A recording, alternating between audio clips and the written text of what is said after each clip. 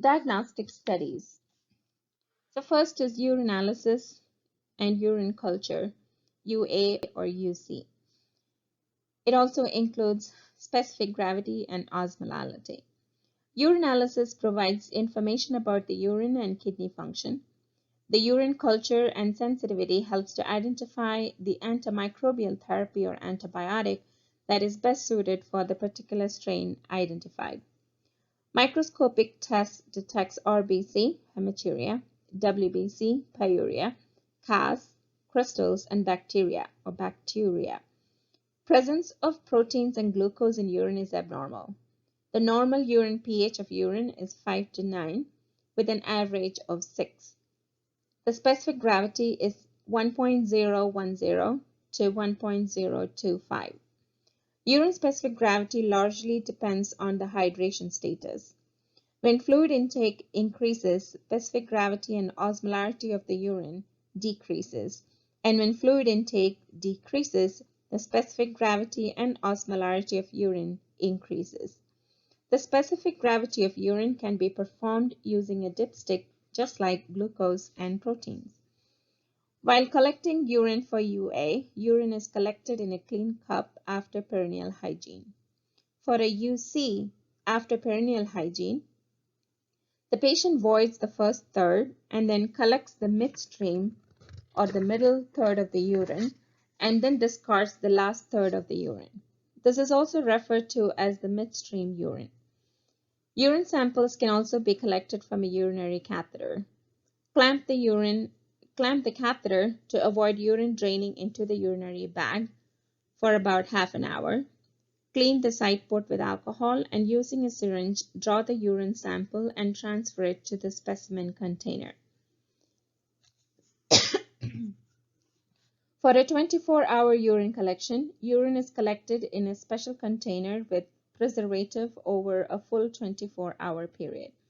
While starting the urine collection, the first urine is discarded and the time is noted. At the end of 24 hours, the last urine is added to the container. The container must be kept on ice or in a cooler for the entire 24 hours until the urine is sent to the lab.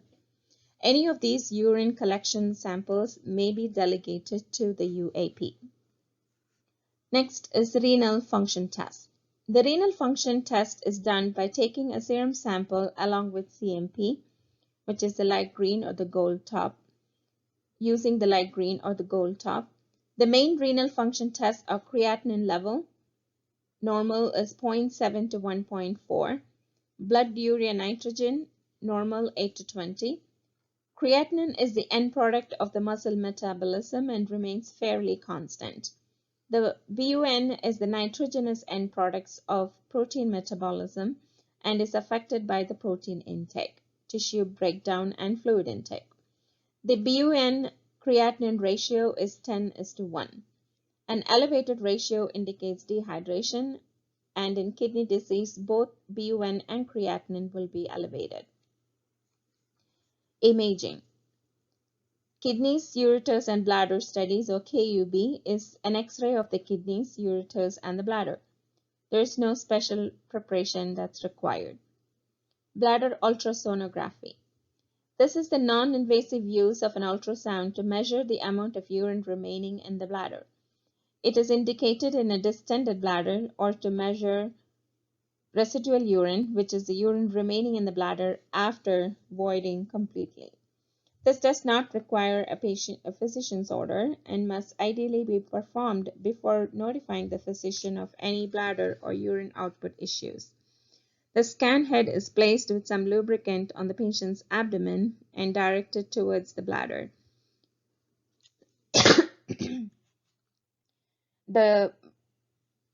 While applying the lubricant, it can be cold.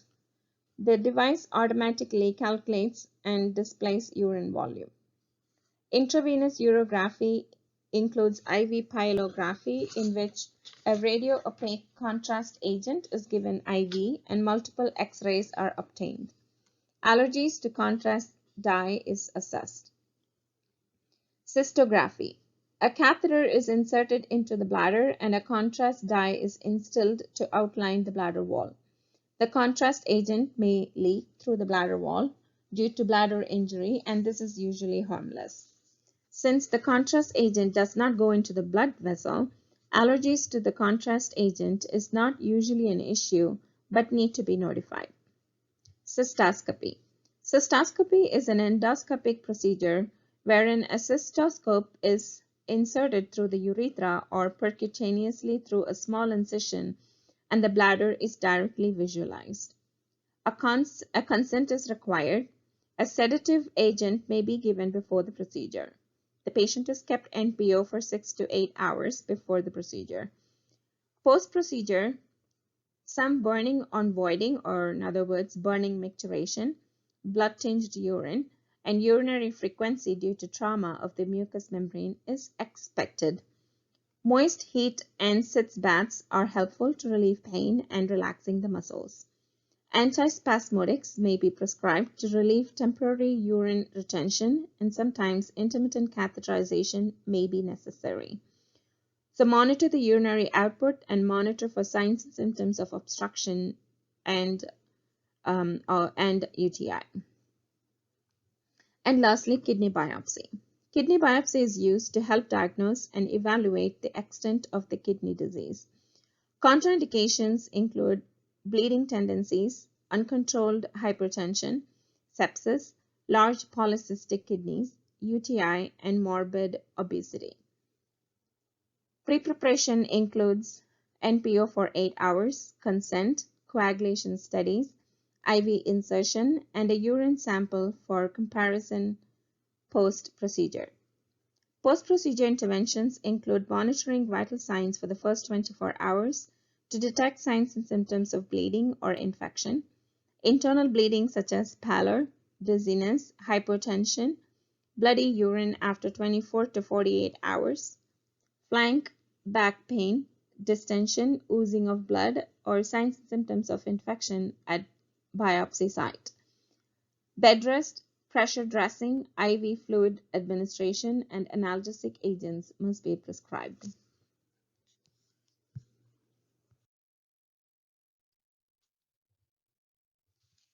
Care of the patient undergoing testing of the renal system. While obtaining urological health history, it is important to use language that the patient can understand without medical jargons and no more than at the 6th grade level. The nurse must be aware of the risk factors for the renal or urological disorder so that appropriate assessment questions can be asked. With advancing age, there can be incomplete emptying of the bladder, leading to UTI and urosepsis. BPH can result in obstruction to urine flow, leading to nocturia, frequency, hesitancy, oliguria, and anuria. Diabetes can cause chronic kidney disease and neurogenic bladder. Crohn's disease, ileostomy, and immobilization can lead to kidney stone formation. Multiple sclerosis and Parkinson's disease can cause incontinence. Multiple sclerosis can result in bladder overdistension, resulting in neurogenic bladder. Changes in voiding pattern must be assessed. The average person voids 1 to 2 liters of urine in 24 hours, depending on the amount of fluid intake, sweating, environmental temperature, vomiting, and diarrhea.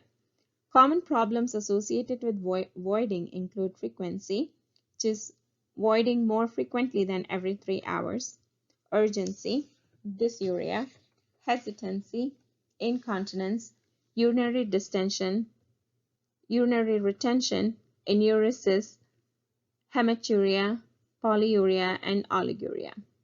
GI symptoms including nausea, vomiting, diarrhea, abdominal discomfort, and abdominal distension are also sometimes associated with urological conditions.